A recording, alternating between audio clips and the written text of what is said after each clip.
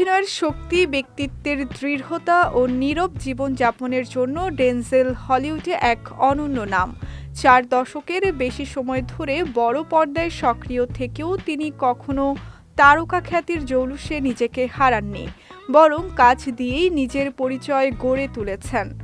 ডেনজেলের শৈশব কেটেছে নিউ ইয়র্কের মাউন্ট ভার্নে।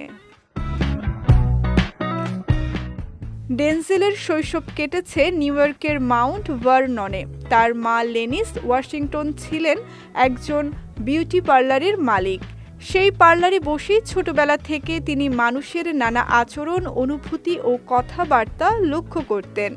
ডেনজেল একাধিক সাক্ষাৎকারে বলেছেন, এই অভিজ্ঞতাই তাকে মানুষ বোঝার ক্ষমতা দিয়েছে, যা পরবর্তী সময়ে তার অভিনয়ে গভীর প্রভাব ফেলেছে। ক্যারিয়ারে ডেনজেল একের পর এক স্মরণীয় চরিত্র উপহার দিয়েছেন। Glory, Malcolm x, training day, fences, the book of এলি ও দ্য ইকুয়ালাইজার সিরিজে তার অভিনয় আজও দর্শকদের মনে গেঁথে আছে। অভিনয়ের স্বীকৃতি হিসেবে তিনি দুবার অস্কার জিতেছেন, যা তাকে ইতিহাসে প্রথম কৃষ্ণাঙ্গ অভিনেতা হিসেবে বিশেষ মর্যাদায় আসীন করেছে।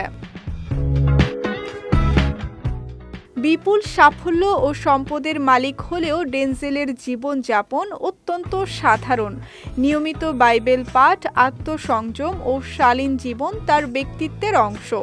দীর্ঘ ক্যারিয়ারে তার মোট আয় বাংলাদেশি মুদ্রায় প্রায় ৩৬,৬০০ কোটি টাকা হলেও এই অর্থের বড় অংশ তিনি দান ও সামাজিক কাজে ব্যয় করেছেন।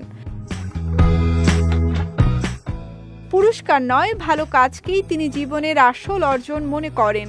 তার ভাষায় লক্ষ্যহীন স্বপ্ন কেবল স্বপ্নই থেকে যায়। এই দর্শনই তাকে আজও অনুপ্রেরণার প্রতীক করে রেখেছে।